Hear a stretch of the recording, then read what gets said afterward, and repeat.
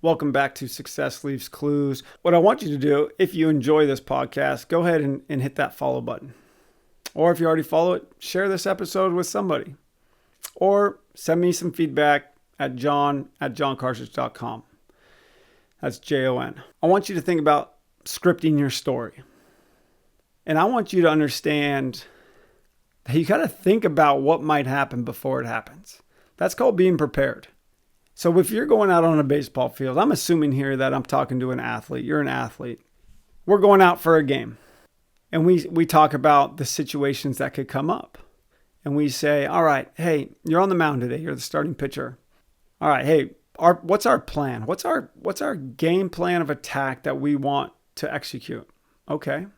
You want to, all right. Yeah, of course you want 10 strikeouts and go shutouts, right? But how are we going to get there? Let's talk details, buddy. So, okay, now you're gonna understand that we gotta be in control each pitch. Okay. Now you're gonna be able to, you're gonna breathe each pitch.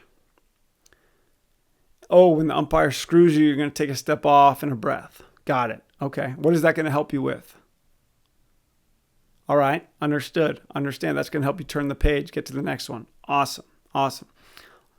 And what about when you strike a dude out? Are you gonna do backflips, or are you just gonna nod your head and with confidence and get the ball and get back on the mound for the next one? Okay, you're going to do that. Awesome.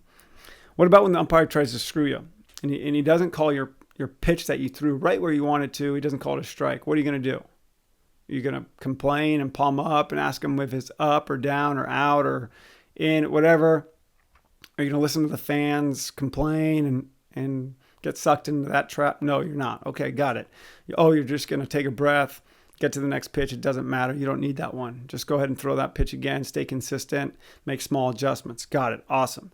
You see where I'm headed with this is if we could play it in our mind before it happens, when it does happen, we've already been there before.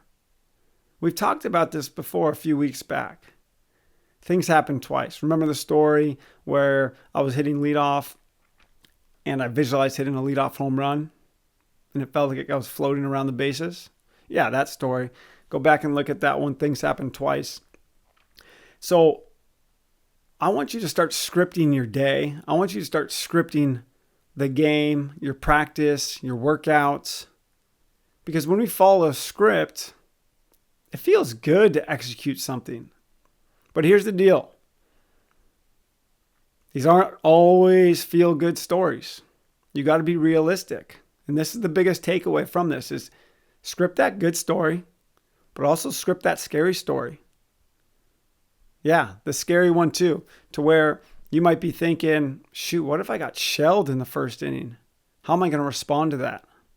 Well, you got to respond by having the good outlook to turn the page to the next pitch.